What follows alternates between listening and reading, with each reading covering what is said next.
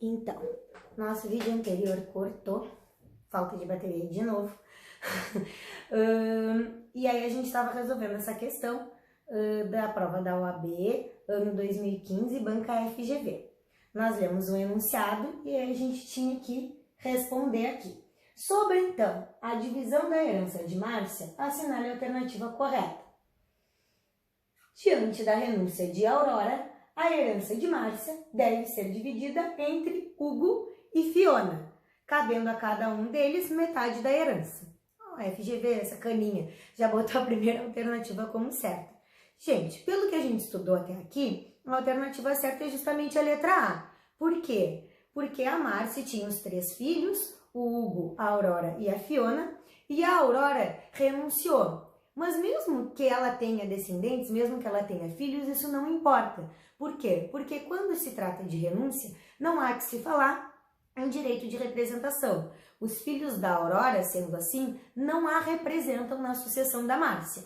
A parte da Aurora, que é a renunciante, vai acrescer a parte dos outros herdeiros, do Hugo e da Fiona. Então, a herança da Márcia vai ser dividida meio a meio entre Hugo e Fiona. Alternativa certa, letra A. Vamos olhar as outras por desencargo de consciência.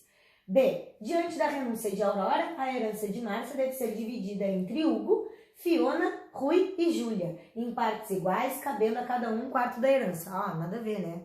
Imagina, a Aurora ia renunciar e isso ia prejudicar os irmãos dela e beneficiar os filhos, né? Porque aí cada um ficaria com 1/4. Não faz sentido nenhum, tá errado. C. Diante da renúncia de Aurora, a herança de Márcia deve ser dividida entre Hugo, Fiona, Rui e Júlia, cabendo a Hugo e Fiona 1/3 da herança e a Rui e Júlia 1/6 da herança para cada um. Aqui seria uma possibilidade de direito de representação, né, do Rui e da Júlia. Como a gente sabe, não é possível na renúncia, tá errada. E D. A Aurora não pode renunciar à herança de sua mãe, uma vez que tal faculdade não é admitida quando se tem descendentes de primeiro grau. Nada a ver. Nós vimos, né? A renúncia, ela é unilateral e é um negócio puro. Ela não precisa de autorização de ninguém e ela renuncia e ponto final. Seguindo adiante, a gente tem que ver a ineficácia e a invalidade da renúncia.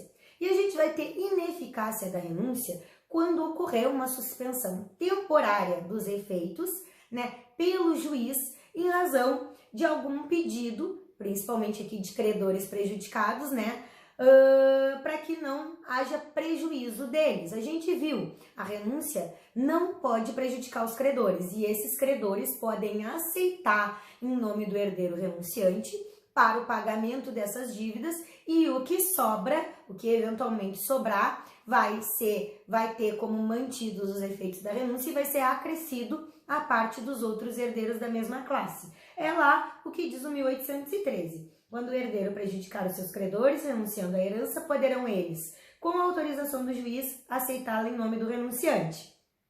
Parágrafo 1º. A habilitação dos credores se fará no prazo de 30 dias seguintes ao conhecimento do fato.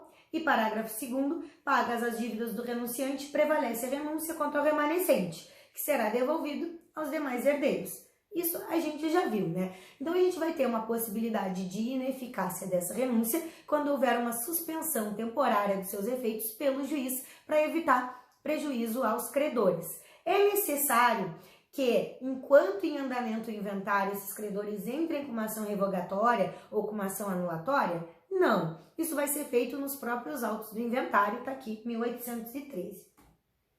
E a invalidade da renúncia, ela pode ser absoluta ou relativa. Ela vai ser absoluta quando não houver respeito à forma especial exigida em lei, por exemplo, quando a renúncia não for feita por escritura pública ou por termo judicial. Assim como a gente também vai ter uma invalidade absoluta nos casos em que a renúncia é manifestada por pessoa que não tem capacidade jurídica plena e sem representação e sem autorização do juiz. A gente viu que para que haja renúncia é necessária não uma capacidade genérica, mas uma capacidade jurídica plena. Então, nesses 2 exemplos que eu dei, a gente vai ter uma invalidade relativa da renúncia.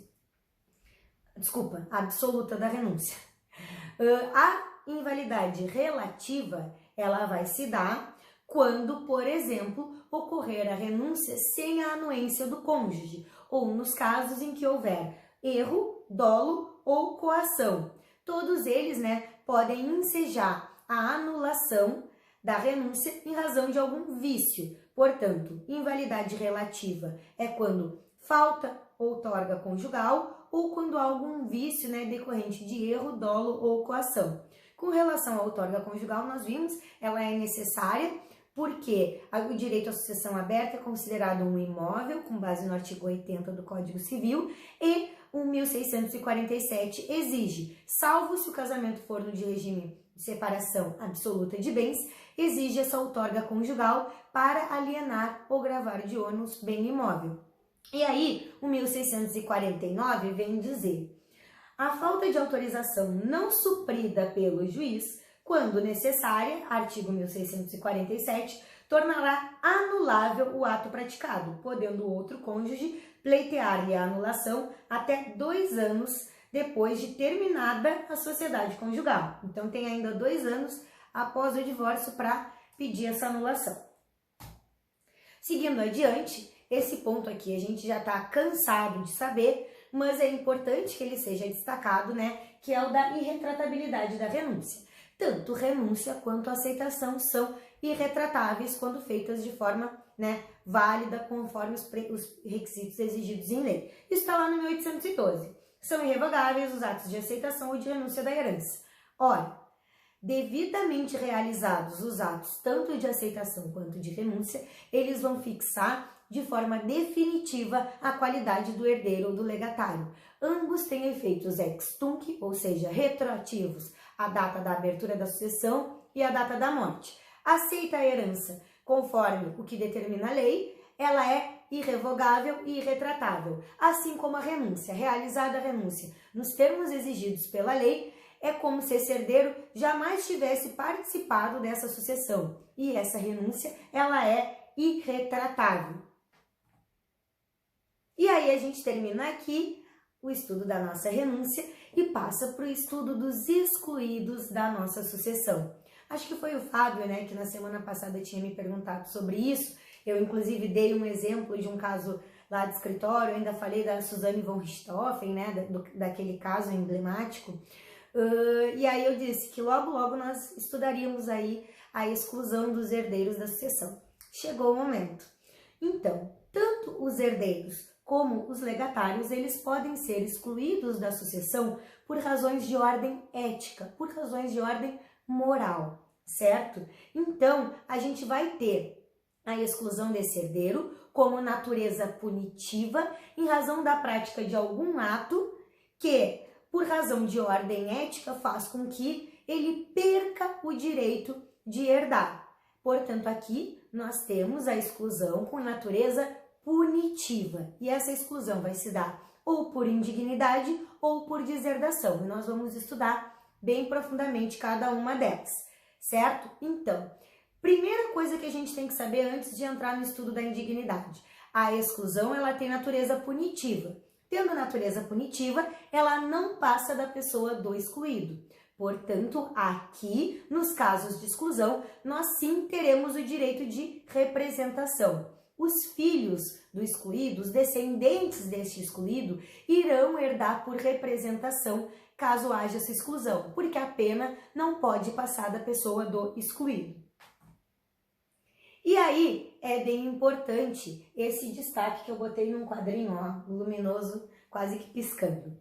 A gente vai ter o direito de representação quando a gente tiver uma sucessão legítima. Nos casos de sucessão legítima, havendo a exclusão de um dos herdeiros, os descendentes dele herdarão a sua parte por representação. Contudo, quando se tratar de uma sucessão testamentária, a gente não tem como falar em direito de representação. Nós vamos estudar o direito de representação mais a fundo mais tarde, já, provavelmente já semana que vem. Mas o que a gente tem que saber agora é que na sucessão legítima nós temos direito de representação, na sucessão testamentária não. Por quê, Juliana? Nós estudamos lá na primeira semana de aula que a sucessão legítima se dá com base numa afeição presumida. A lei presume que aquela pessoa que faleceu tinha laços, tinha afeição por seu cônjuge ou companheiro, descendentes, ascendentes e colaterais, né? Até ali o 4º grau, certo? Ela presume que a pessoa tinha afeição por seus familiares mais próximos.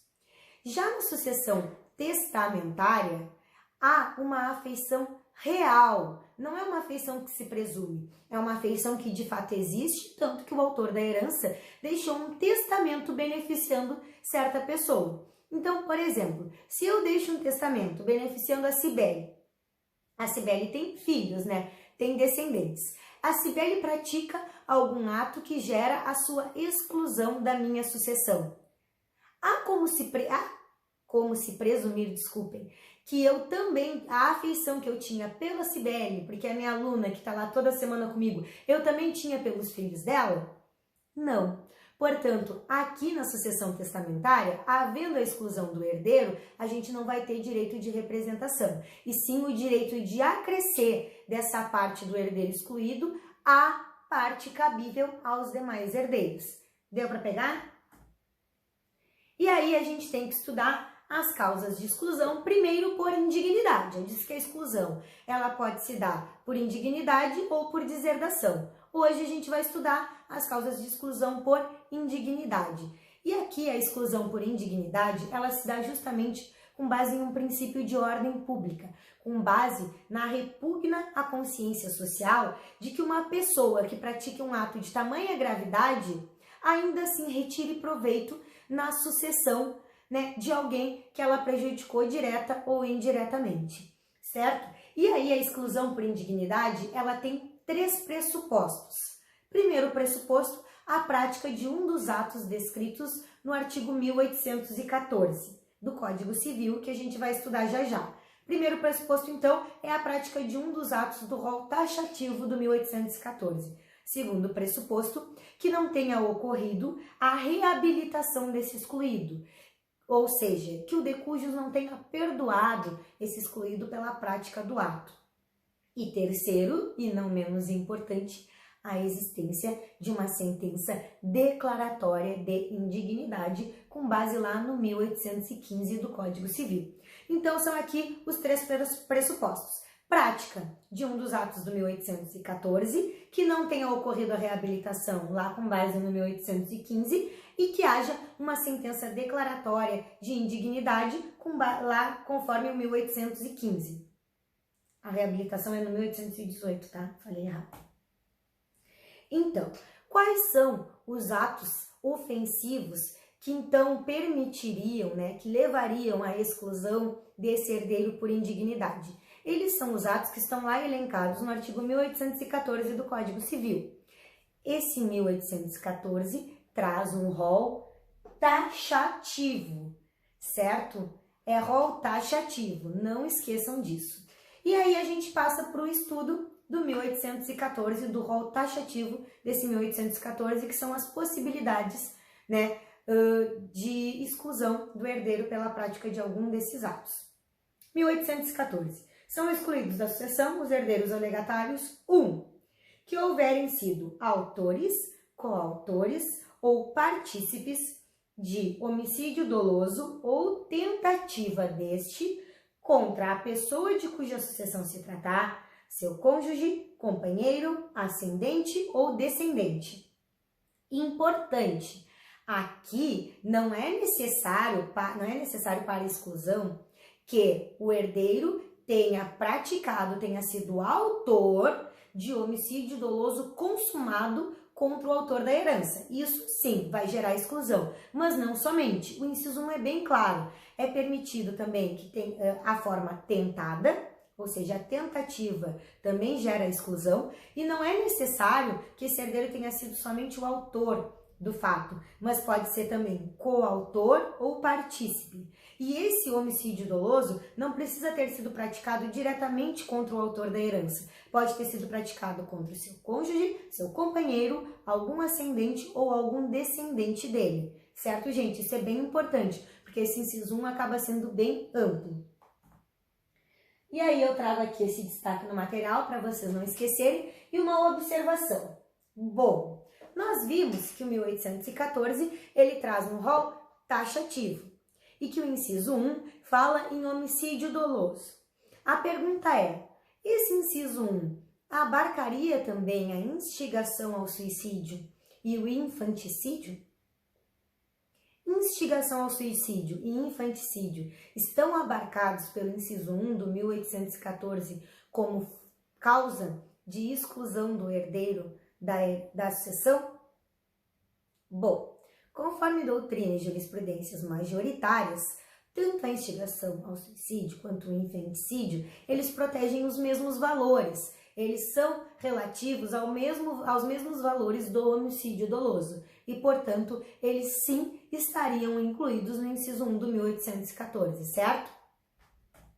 Seguindo adiante, eu trouxe alguns julgados interessantes sobre esse inciso 1.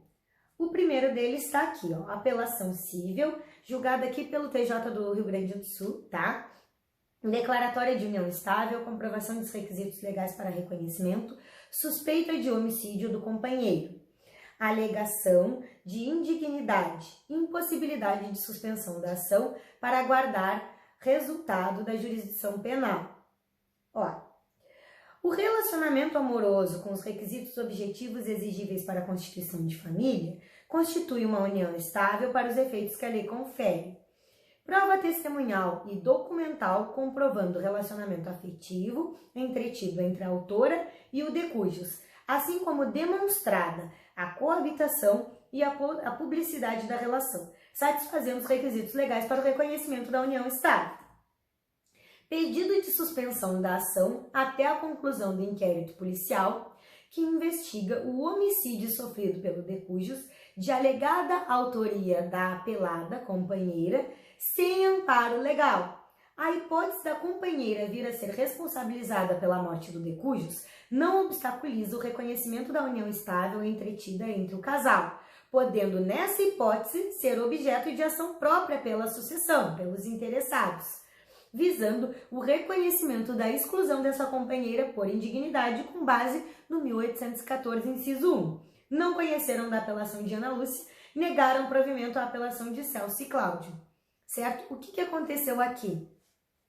Há uma ação de reconhecimento, né, de união estável em andamento e um inquérito policial que investiga um homicídio praticado contra o autor da herança, cuja autoria supostamente seria da companheira dele.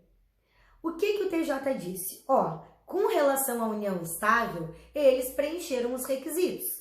Estão aqui todas as provas documentais e testemunhais e sim, havia uma união estável entre a companheira e o de cujos, certo? Isso, aqui nessa ação, eu não tenho como discutir a exclusão por indignidade, porque a gente viu lá o pressuposto da exclusão, a existência de uma sentença declaratória de indignidade. Os filhos, querendo excluir essa companheira da sucessão, precisam ingressar com uma ação própria que vai declarar a indignidade dessa companheira e aí retirá-la da sucessão, excluí-la da sucessão. Bem interessante esse julgado, ó.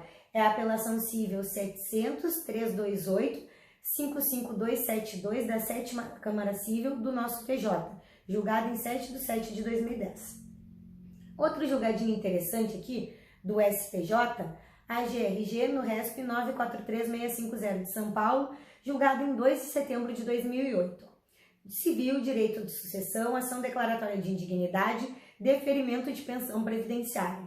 O deferimento de pensão previdenciária nada tem a ver com as regras de sucessão, regendo-se por legislação própria. O que o STJ disse? Ó, o TJ já disse, eu estou discutindo o reconhecimento de união estável, isso é uma coisa, a exclusão por indignidade é outra, vai buscar ação própria. O STJ disse a mesma coisa, ó, o deferimento ou não de uma pensão previdenciária nada tem a ver com a exclusão pela indignidade. É claro que havendo exclusão pela indignidade, isso pode ser discutido lá na outra esfera, né? Mas uma coisa não impede a outra. E um último julgadinho do TJ aqui do Rio Grande do Sul também, julgado em 9/4/2003, apelação cível 700.057.98004, também da 7ª Câmara Civil. Meação, divórcio e indignidade. quem matou o autor da herança fica excluído da sucessão. Este é o princípio consagrado no inciso 1 do 1595, antigo código, né, que revela a repulsa do legislador em contemplar o direito sucessório para quem atenta contra a vida de alguém, rejeitando a possibilidade de que quem assim age venha a ser beneficiado com o seu ato. Essa norma jurídica de elevado teor moral deve ser respeitada ainda que o autor do delito não seja o herdeiro legítimo. Tendo o genro assassinado o sogro, não faz jus ao acervo patrimonial decorrente da abertura da sucessão, mesmo quando do divórcio, e ainda que em regime de casamento seja da comunhão de bens. Não pode o varão receber a menção constituída dos bens percebidos por herança, né, lá daquele de cujos que sofreu o atentado, certo? Bem interessante esse julgado também. Seguindo adiante, então, no estudo do 1814, vimos o inciso 1, agora vamos para o inciso 2. Que houverem acusado caluniosamente em juízo o autor da herança, ou incorrerem em crime contra a sua honra, ou de seu cônjuge ou companheiro. Ó, o inciso 2 já é bem mais restrito que o inciso 1. Aqui nós não temos, né, a previsão da exclusão pela tentativa, só a consumação, e aí são duas hipóteses. A denunciação caluniosa em juízo do de cujos, e 2, a prática de ato contra a sua honra, ou contra a honra do companheiro, ou contra a honra do cônjuge, não falando aqui em ascendente ou descendente. Então tomem cuidado que pode ter pegadinha em prova com relação a isso, tá? E, para terminar, inciso 3 do 1814, que por violência ou meios fraudulentos, inibirem ou obstarem o autor da herança de dispor livremente de seus bens por ato de última vontade.